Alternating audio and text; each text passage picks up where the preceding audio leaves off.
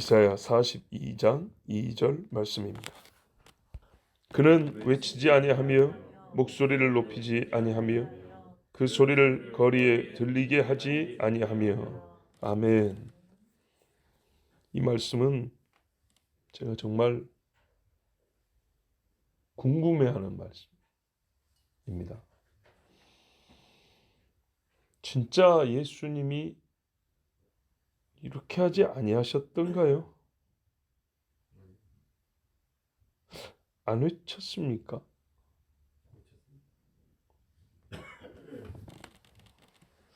그러니까요. 예수님이 초막절에 나는 세상의 빛이라 크게 외치고,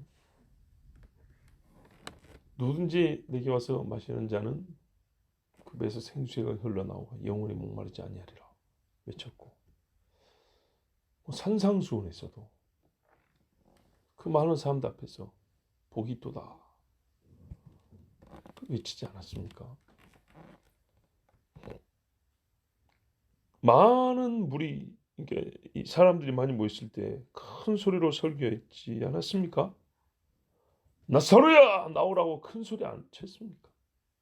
예, 큰 소리 야단이 아니라 크게 소리 높이지 않았습니까? 했죠. 화 있을진저 그랬고요. 십자가에서는 마지막에 크게 소리 지르고 운명하셨다 이렇게 되어 있습니다.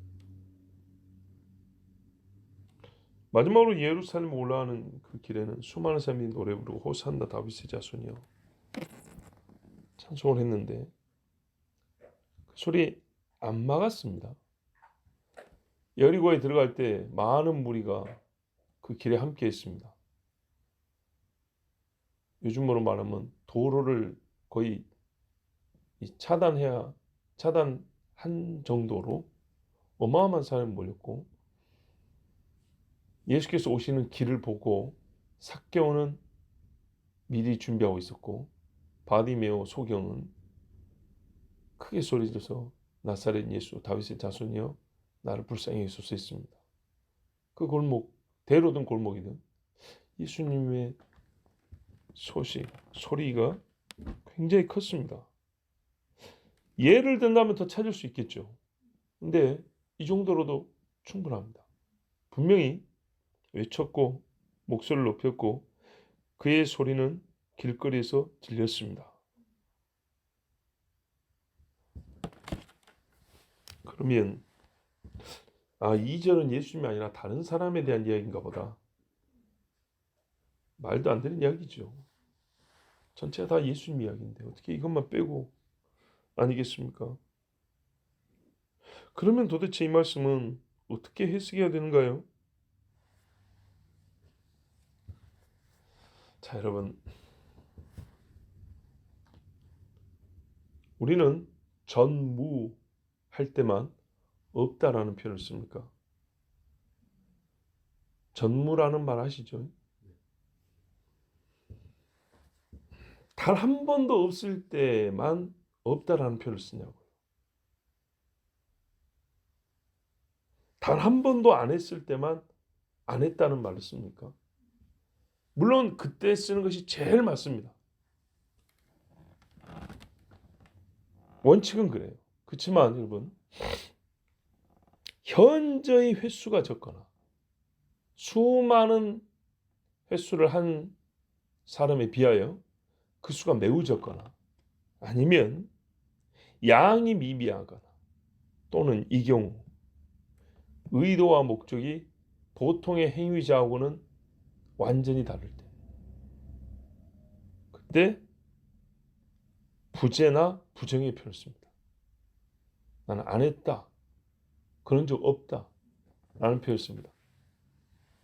겉보기 행동은 똑같은데 의도와 목적이 정반대이거나 완전히 다른 뜻을 가지고 있을 때 그 일 자체를 안 했다고 말하는 경우도 있습니다. 그렇죠. 그런 경우가 있습니다. 성경에도 하나님께서 사람에게 자기의 뜻을 알리기 위하여 거짓말은 아니고요, 틀린 말은 아닌데 우리의 인간의 언어 수준에 맞춰가지고 들어보셨을 거예요. 약간의 과장된 표현도 있고 뭐랄까요? 전혀 예외가 없는 것처럼 표현되어 있지만 약간의 예외가 있는 경우도 있고 또는 정확하게 철저하게 규정했지만 규정을 안 해도 약간의 뭘까요? 우리 말하면은 행정상에 처벌 어떻게 근거 규정이 없어요 이런 것처럼 빈틈을 둔 경우도 있고 그래서 이 빈틈이라기보다는 여백을 두는 경우가 있어요. 이 여백을 두는 경우 어떻게 이거를 말씀을 적용해야지 하고 우리가 고민하는 경우들이 가끔 있어요. 솔로몬의 잠언에는 독주는 쳐다보지도 마라 그랬어요.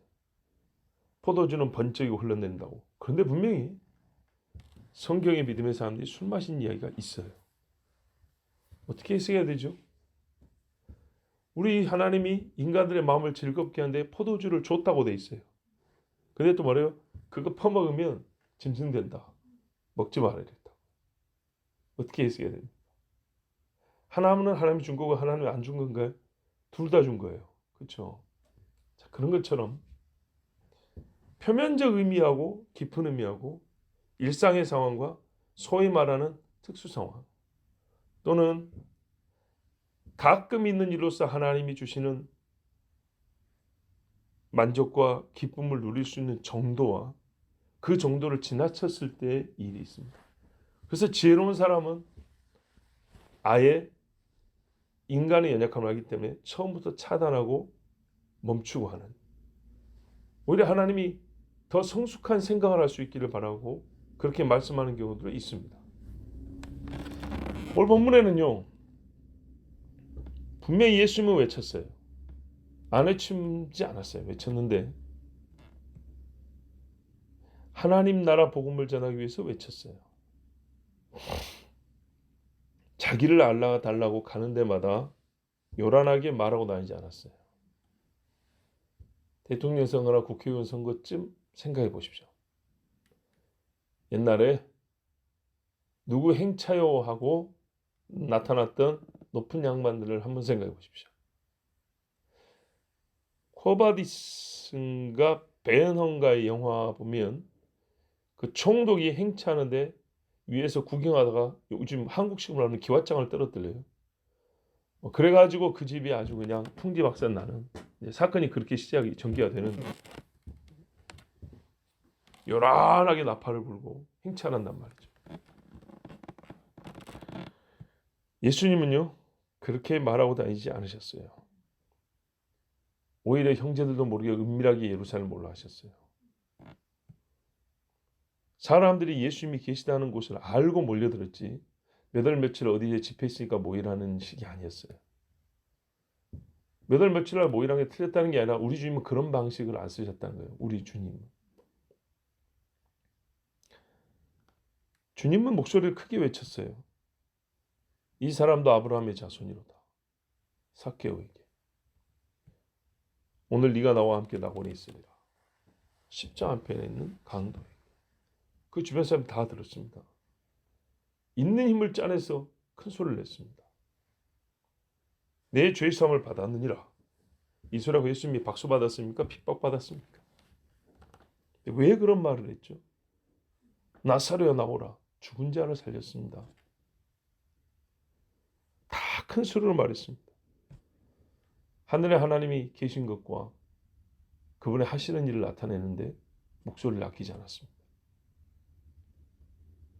크게 안 해도 되는데 크게 했습니다. 자기 군대를 동원해서 나팔을 분 적은 없습니다. 대적자들과 싸우기 위해서 소리를 지르고 다니지 않았습니다.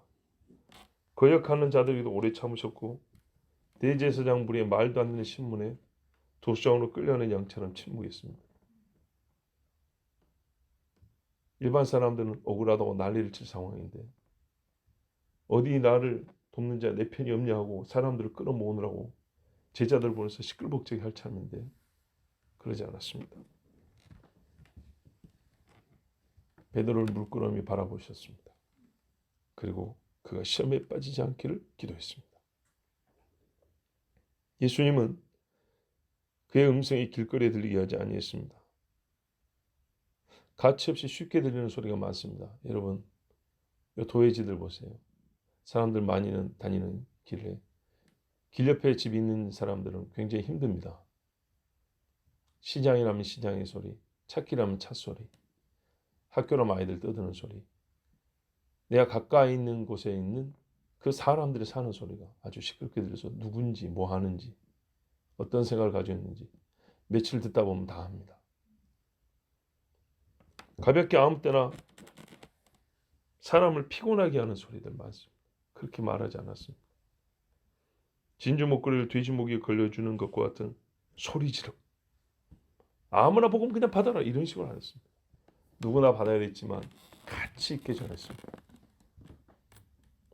자신이 누군지 말하지 말고 입 다물으라 그랬습니다. 문둥병을 고쳐준 다음에 동네방네 뛰돌아다니면서 이 집 저 집 다니면서 예수가 고쳐줬다 소리 하지 말고 제사장에 가서 네 몸을 보이라 이렇게 했습니다. 충분히 시끄럽게 할 수 있었고 그래 해야 될 것 같은데 그때는 예수님이 안 그러셨습니다. 말씀대로. 세상에 힘 있는 자보다 비교할 수 없는 권능을 가지셨습니다. 또 예루살렘 사람들 다 깨워서 자기를 지키도록 하는 뭔가의 그런 능력도 갖고 계셨습니다. 은밀히 조용하게 아무 일도 모르게. 그러니까는 예루살렘에 사는 사람들이 6월절에 절기 지킨다고 모인 사람들이 그렇게 많은데도 예수님 잡혀간 줄은 몰랐습니다. 예수님 조용히 잡혀갔습니다. 제자들도 조용히 보내주셨습니다. 다 알았지만 십자가 질 때도 사람들이 따져 묻고 욕하고 침뱉어도 예수님 입을 열지 않았습니다. 본문 말씀 맞죠? 어느 때 입을 열었고 그 입을 연 것은 어떤 성격의 일이었고 그리고 주님은 실제로 이 말씀처럼 대부분 그런 크게 소리를 지지 않았습니다. 왜 그렇게 했죠? 왜? 우리는 궁금합니다. 자, 이제 증명이 됐습니다. 그렇게 했지만 그는 세상 사람들이 하는 것과 완전 다른 의미였고 또 실제로 보니까 소리를 크게 질러야 될 상황인데 예수님은 대부분 그렇게 하지 않았습니다. 했다 해도 성격이 다르고 말씀대로 안 한 적이 훨씬 더 많습니다. 그래서 궁금합니다. 왜 주님은 안 하셨을까요? 왜 소리를 높이지 않았을까요? 왜 소란을 일으켜서라도 자기 안위를 지키지 않았을까요? 사람들이 좀 더 많이 알려서 자기의 위대함도 알리고 자기의 억울함도 좀 해소했으면 좋았을 것을. 왜 안 했을까요? 그게 중보자로서 이 땅에 오신 목적을 이루는 삶의 방식이고 길이었기 때문입니다. 성경에 딱 2절 읽으면 예수님이 그렇게 하신 이유를 알 수가 있습니다. 사실 한 절로도 족하지만 그래도 우리가 2절 정도 보면 더 확실합니다. 마태복음 26장 53절 54절에 너는 내가 내 아버지께 구하여 지금 12영 더 되는 천사를 보내시게 할 수 없는 줄로 아느냐. 온 예루살렘과 감람산이 전쟁터가 됐겠죠. 그러면 내가 만일 그렇게 하면 이런 일이 있으리라 한 성경이 어떻게 이루어지리요 하시더라. 뭐 때문에요? 성경을 이루시려고. 즉 아버지의 뜻을 이루려고. 그것이 구체적인 뜻이 뭐냐? 여러분 깊이 뭐 지금 말로 논할 필요도 없이 우리는 다 알고 있습니다.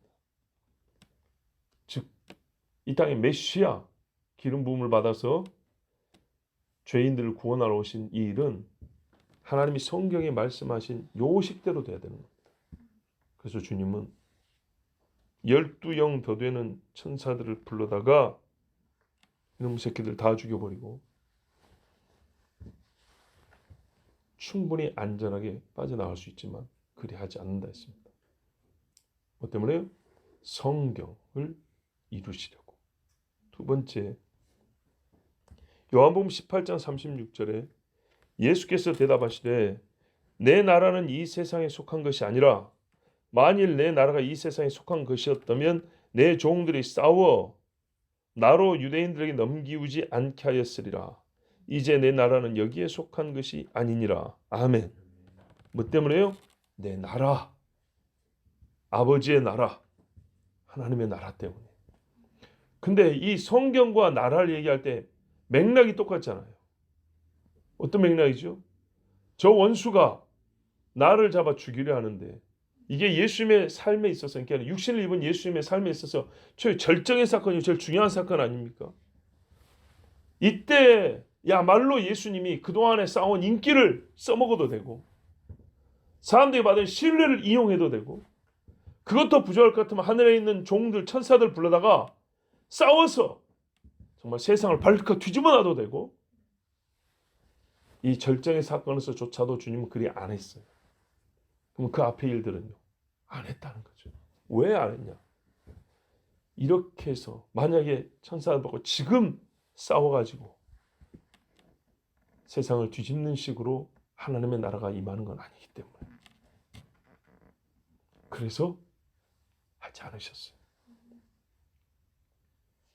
그리스도인이 하지 않는 일이고 하는 일이 있어요. 그 이유를 말할 때는 예수님을 따라가면 됩니다. 아버지의 뜻, 아버지의 나라. 이렇게 말하잖아요. 너희는 그의 나라와 그의 의를 구하라 그러잖아요. 그렇습니다. 우리는 이 예수님의 길을 따라갑니다. 세상 뭐 도인들 말하는 그 도가 아니고 정말 십자가의 도죠. 이게 이렇게 따라갑니다. 제자들도 그렇게 살았습니다. 하나님은요 그리스도 예수께서 중보자의 길을 걷기를 원하셨어요. 그렇게 정하셨어요. 이러한 삶과 사역 방식이 하나님 나라를 전파하는 데 가장 적합했어요. 여러분 틀렸는가 맞았는가 보세요. 이렇게 하셨기 때문에 우리가 지금 예수를 믿잖아요. 우리가 지금 구원을 받잖아요. 안 그랬으면요 진짜 누구 말 맞다나 어처구니없는 신학자들의 말 맞다나 실패한 혁명가가 됐겠죠.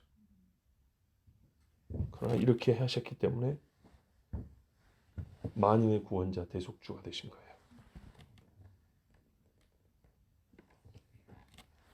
우리는요 이와 같이 하여 성경을 이루시고 하나님 나라를 전파하신 예수를 그리스도로 믿습니다. 예수는 그리스도요 그리스도는 나사렛 예수십니다. 그분은 외치지 아니하였고 목소리를 높이지 아니하였으며 그 음성이 길거리에 들리기도 하지 아니하였습니다. 그는 말씀대로 사셨고 그리하여 말씀을 이루시고 하나님의 나라를 가져오신 분입니다. 끝으로 한 가지를 더 말씀드리면 주님이 다시 오실 때는 그때는 좀 다릅니다. 많이 다릅니다. 하나님의 나팔 소리와 천사장의 호령으로 잠자는 자들 다 깨우는데 얼마나 엄청난 소리냐. 무덤이 열리고 죽은 자들이 살아나리라. 그의 영광을 보지 못한 자가 없으니 그를 찌른 자도 볼 것이요 그를 모독한 자도 볼 것이요 그를 욕한 자도 볼 것이요 그의 소리가 온 땅을 울립니다. 땅을 쓱 만졌더니 화산이 폭발하고 그가 말씀하신 즉 땅이 들썩들썩 진동한다 했습니다. 다시 오실 때는 그렇습니다. 그래서 히브리서 이렇게 말합니다. 모세가 호렙산에 갔을 때 그 불과 진동이 무서워서 벌벌 떨었는데 이와 같이 한 번 더 불로 태우고 땅을 흔들 날이 남아있으니 이는 그가 구원할 자를 데리러 오실 때 그가 작자한 자를 구원하기 위하여 다시 오실 때라 이렇게 말씀하고 있습니다. 여러분 지금은 우리가 그리스도 예수 이렇게 말씀대로 행하신 예수를 믿고 우리 역시 그렇게 살아야 합니다. 그러면 주께서 정말 하늘을 찢어놓는 듯한 나팔 소리와 우리의 이름을 부르시는 어마어마한 큰 소리로 땅을 흔들고 오실 때 우리는 주님을 맞을 줄로 믿습니다. 기도하겠습니다. 하나님 아버지 감사합니다. 오늘도 우리에게 예수님을 가르쳐 주셨습니다. 내가 믿는 예수가 누구신지, 내가 믿는 예수가 무슨 일을 하셨고 왜 하셨는지, 우리는 어떻게 예수를 믿어야 하는지, 우리의 바라는 바요 소망이 무엇인지 하나님 가르쳐 주셔서 감사합니다. 말하는 종이 혹 조금 잘 말하였다 할지라도 나는 많이 잘못 살았으니 하나님 용서하여 주시옵소서. 말하는 종이 조금 힘있게 증거했다고 해도 나는 말씀의 능력대로 살지를 못하오니 주님 용서하여 주시옵소서. 더욱 말씀대로 믿은 대로 살아갈 수 있도록 주여 우리를 붙잡으시고 인도하여 주시옵소서. 그래요 예수님에 관한 모든 말씀을 믿고 철저히 예수님을 따르고 온전히 예수님을 다시 뵙게 하여 주시옵소서. 예수 그리스도의 이름으로 기도하옵나이다. 아멘.